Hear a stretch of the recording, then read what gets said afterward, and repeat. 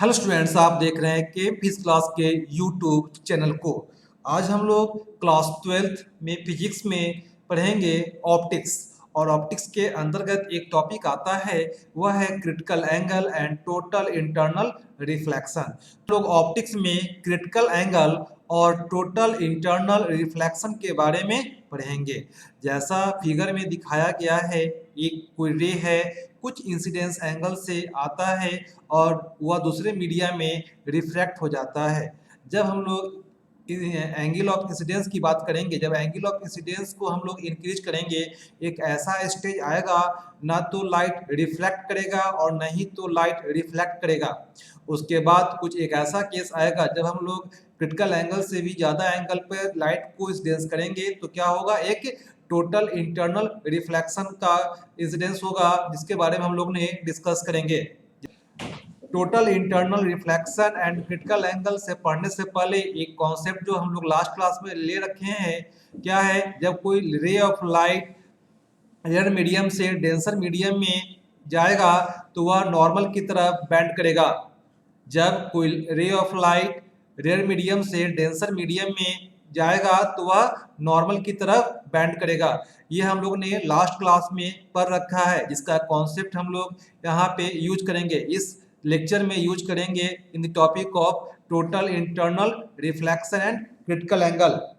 और उसके बाद एक और हम लोग पढ़े थे, जब कोई ray of light denser medium से रेयर मीडियम में आएगा तो वह नॉर्मल से अवे वह लाइट जाएगा। इसके बारे में हम लोग ने डिस्कस किया था। ये दोनों कॉन्सेप्ट का यूज हम लोग क्रिटिकल एंगल और टोटल इंटरनल TIR, जो कि टोटल इंटरनल रिफ्लेक्शन को हम लोग बोलते हैं शॉर्ट फॉर्म में टोटल इंटरनल रिफ्लेक्शन या TIR, और एक होता है क्रिटिकल एंगल। यह दो टॉपिक है जो कि आज हम लोग इसके बारे में डिस्कस करेंगे। और यह दोनों टॉपिक पढ़ने में हमें ये दो जो पहले से हम लोग पढ़ रखे हैं थ्योरी, उसका हम लोग यहाँ पे यूज करेंगे। Okay, what is critical angle and what is total internal reflection. हमारा एम है क्रिटिकल एंगल क्या होता है और टोटल इंटरनल रिफ्लेक्शन क्या होता है, उसके बारे में हम लोग डिस्कस करेंगे। तो जब भी कोई रे ऑफ लाइट, मान लेते हैं या एक बाउंड्री है, अगर एक रे ऑफ लाइट इंसिडेंस हुआ है, यह क्या है, एंगल ऑफ इंसिडेंस होगा थीटा आई। जब कोई सेम रे ऑफ लाइट दूसरे मीडियम में डाइवर्ट करेगा, वह क्या होगा, रिफ्रैक्टेड रे। इसी के बारे में हम लोग डिस्कस करेंगे। क्रिटिकल एंगल क्या होता है, टोटल इंटरनल रिफ्लेक्शन क्या होता है, उसके बारे में हम लोग डिस्कस करेंगे। आते हैं हम लोग what is critical angle. Critical angle क्या होता है, उस पर हम लोग बात करेंगे। यह क्या है, जब कोई ray of light denser medium से लेस डेंस मीडियम में जाएगा, तो जब एक रे ऑफ लाइट इस पॉइंट पे इंसिडेंस होगा और यह जो एंगल बन रहा है with the normal, that is called angle of incidence, that is called angle of incidence. जब आफ्टर सम टाइम जब यह रे ऑफ लाइट रिफ्रैक्ट होगा सेकेंड मीडियम में, तो वह कुछ बैंड करेगा। और जब बैंड करेगा तो हम लोग इस बैंडिंग मेथड से हम लोग देखते हैं कि जब एंगल हम लोग इंक्रीज करेंगे तो यह कुछ रे ऑफ लाइट इस कैटेगरी पे चलाएगा। मतलब क्या है, जब हम लोग एंगल ऑफ इंसिडेंस चेंज करेंगे तो एंगल ऑफ रिफ्रैक्शन भी क्या होगा, चेंज होगा। उसी तरीका से जब हम लोग एंगल ऑफ इंसिडेंस को बढ़ाते रहेंगे, वह रे ऑफ लाइट एक ऐसा स्टेज आएगा जो कि ना तो इस मीडियम में रहेगा और ना ही इस मीडियम में रहेगा। इट मीन्स वह बाउंड्री पे क्या होगा, उस बाउंड्री पे वह रे ऑफ लाइट, इट मीन्स कि नॉर्मल से 90 का एंगल बना लेगा, नॉर्मल से 90 का एंगल बना लेगा। तो यह जो एंगल होगा, जिस केस में ना ही तो लाइट रिफ्लेक्ट कर रहा है और ना ही तो लाइट रिफ्लेक्ट कर रहा है, वह कहलाता है क्रिटिकल एंगल। तो हम लोग ने क्या लिखा है, critical angle is the angle of incidence where the angle of refraction is 90 degree, 90 degree होगा। The light must travel from an optically more dense medium to an optically less dense medium. It means कि हम लोग इससे पहले पढ़ रखे हैं, जब आपका लाइट डेंस मीडियम से लेस डेंस मीडियम में जाएगा तो वह नॉर्मल से अवे मूव करेगा। तो वह एक ऐसा केस आएगा जब लाइट ना ही तो रिफ्रैक्ट होगा और ना ही तो लाइट रिफ्लेक्ट होगा। तो इस केस में जो यह एंगल बन रहा है 90 डिग्री विद द नॉर्मल, वह क्या कहलाएगा? क्रिटिकल एंगल कहलाएगा। इसका मतलब यह क्या है कि वैसा एंगल ऑफ इंसिडेंस जब रिफ्रैक्टेड रे नॉर्मल से 90 का एंगल बना लेगा, वह angle of incidence critical angle कहलाएगा। वह angle of incidence critical angle कहलाएगा। तो क्या है? The critical angle is the angle of incidence where the angle of refraction is 90 degree. The light must travel from an optically more dense medium to the optically less dense medium. It means क्या है? optically more dense medium, यह जो होगा यह medium होगा और optically less ये medium होगा। इट मीन्स क्या है? जब लाइट डेंसर मीडियम से लेस डेंस मीडियम में आएगा तो वह नॉर्मल से अवे जाएगा, जिसके कारण जब हम लोग एंगल ऑफ इंसिडेंस को बढ़ाते रहेंगे तो वह क्या होगा? नॉर्मल से 90 का एंगल बना लेगा। वह क्या कहलाएगा? यह जो एंगल से हम लोग लाइट को इंसिडेंस करा रहे हैं, जिसमें नॉर्मल से रिफ्रैक्टेड रे 90 का एंगल बना रहा है, वह angle of incidence critical angle कहलाएगा। ओके, हम लोग आते हैं टोटल इंटरनल रिफ्लेक्शन पे। हम लोग आते हैं टोटल इंटरनल रिफ्लेक्शन पे आते हैं। हम लोग ने क्या किया है अभी लास्ट स्लाइड में, जब कोई रे ऑफ लाइट, यह क्या है? एक रे ऑफ लाइट है जो इंसिडेंस हुआ है, इस पॉइंट पे हुआ है।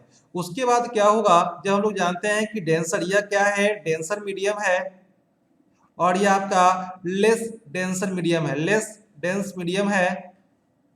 जब आपका रे ऑफ लाइट इंसिडेंस हो रहा है पॉइंट O1 पे, तो वह नॉर्मल से सम एंगल बना लेगा θ1। हम लोग मानते हैं कि θ1 वह एंगल बना रहा है।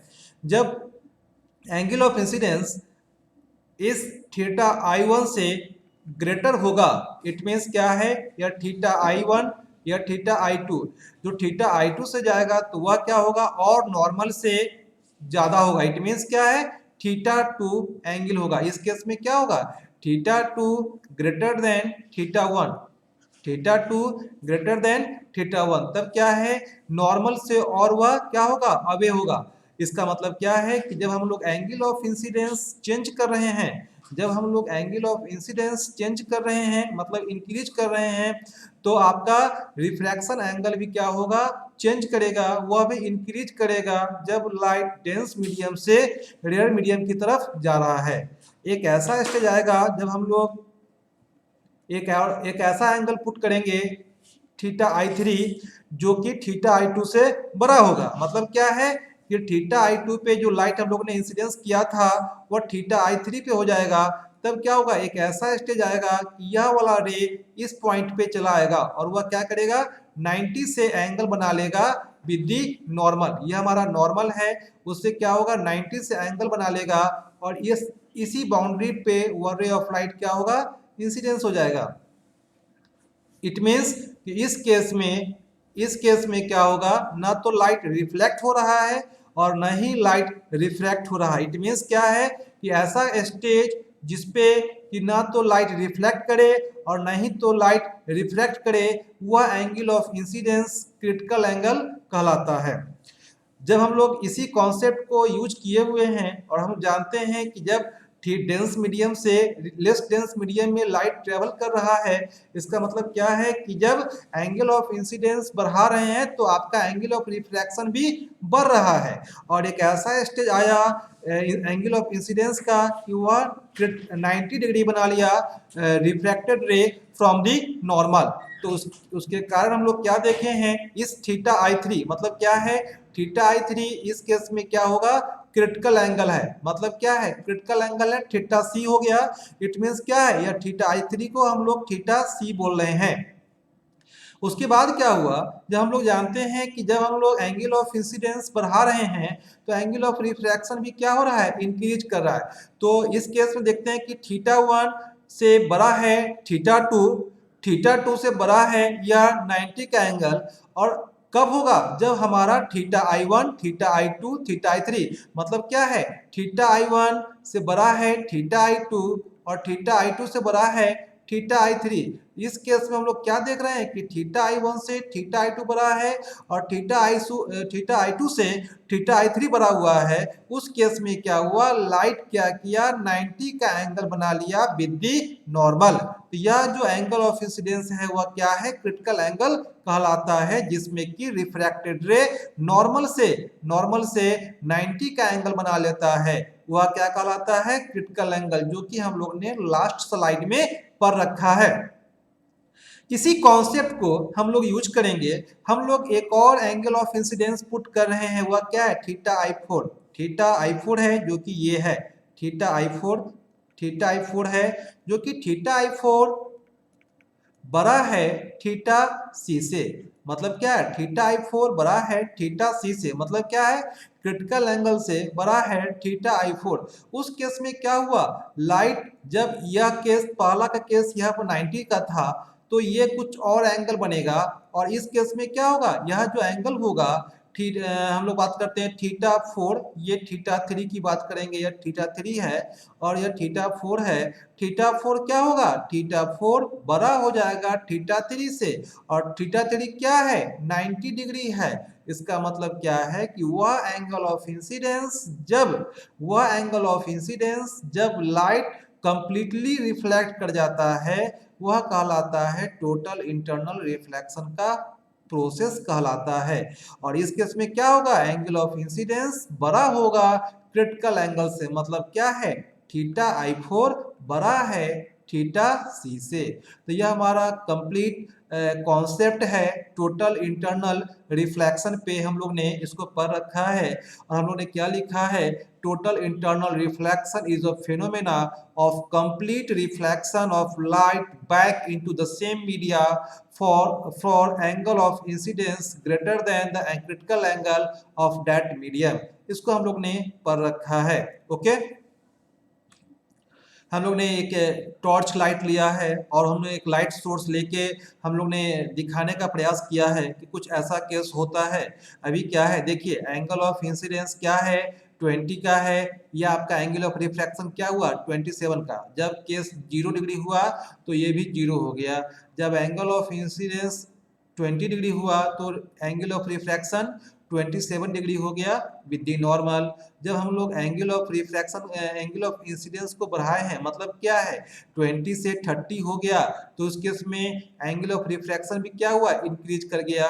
मतलब क्या है, 20 से जब 30 हुआ तो इसमें 27 से 42 हुआ। सिमिलरली हम लोग ने क्या किया है कि एंगल ऑफ इंसिडेंस 40 डिग्री किया है तो आपका एंगल ऑफ रिफ्रैक्शन क्या हुआ, 59 डिग्री हो गया। तो हम लोग ने क्या देखा कि एंगल ऑफ इंसिडेंस जब बढ़ाते हैं तो एंगल ऑफ रिफ्रैक्शन भी बढ़ रहा है विद द नॉर्मल। तो हम लोग ने क्या किया, एक ऐसा एंगल ऑफ इंसिडेंस लगाया जो कि है 48.8। उस केस में यह लाइट जो है, जो यह लाइट अभी 59 का एंगल बना रहा था नॉर्मल से, वह क्या किया है, वह बना लिया है 90 डिग्री विद दिस नॉर्मल।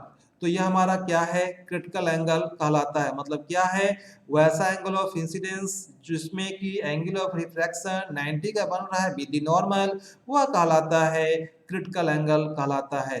फिर हम लोग ने क्या किया, इसी क्रिटिकल एंगल से ज्यादा, मतलब क्या है, 48.8 था, हम लोग ने क्या किया, 60 डिग्री से एंगल बनाया। मतलब क्या, ये वाला जो एंगल होगा वह क्या है, 60 डिग्री एंगल हो गया। तो उन्होंने देखा क्या है कि आपका नॉर्मल से 60 डिग्री पे, मतलब क्या है कि जब नॉर्मल से अगर ये केस नॉर्मल हुआ तो ये पर 90 था, और इस केस में क्या हुआ, 90 एंड 30 120 का एंगल बन गया विद द नॉर्मल। इस केस में हम लोग क्या देखे हैं कि जब एंगल ऑफ इंसिडेंस बढ़ते गया तो कंप्लीट टोटल इंटरनल रिफ्लेक्शन का घटना घटा है। और इसमें क्या है कि कंप्लीट लाइट रिफ्लेक्ट होके सेम मीडिया में चला आया है।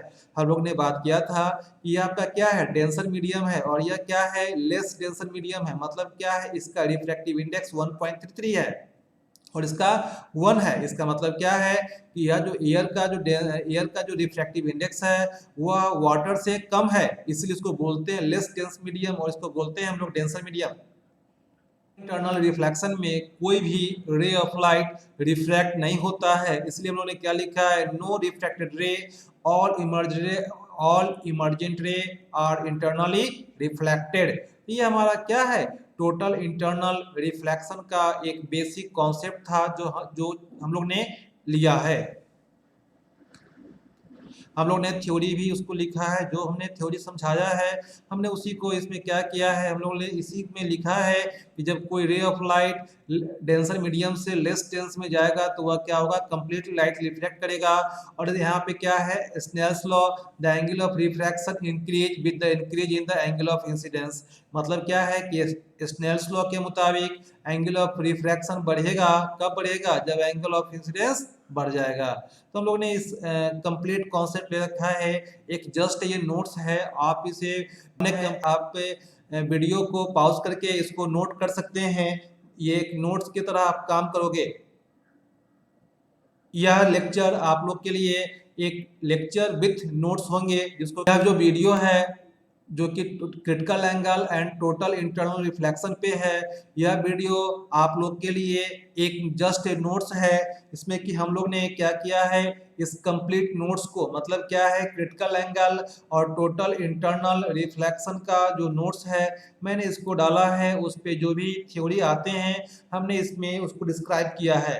और जब हम लोग बात करते हैं कि आज हम लोग ने क्या पढ़ा है, हम लोग ने आज पढ़ा है basic concept of refraction of light, जो कि हम लोग ने लास्ट क्लास में ले रखा था। आज हम लोग ने क्या पढ़ा है, क्रिटिकल एंगल और टोटल इंटरनल रिफ्लेक्शन के बारे में हम लोग ने पढ़ रखा है। और यही टोटल इंटरनल रिफ्लेक्शन का कॉन्सेप्ट जो है हम लोग यूज करेंगे ऑप्टिकल फाइबर में। ऑप्टिकल फाइबर में हम जानते हैं कि लाइट प्रोपेगेट करता है। अगर लाइट यहाँ पे प्रोपेगेट किया है तो यह कंप्लीट रिफ्लेक्ट होगा, और ये कंप्लीट रिफ्लेक्शन होते होते हमारे डेस्टिनेशन पे लाइट चलाएगा। जो कि लाइट, जो ये जो लाइट होते हैं वो हमारे डेटा होते हैं।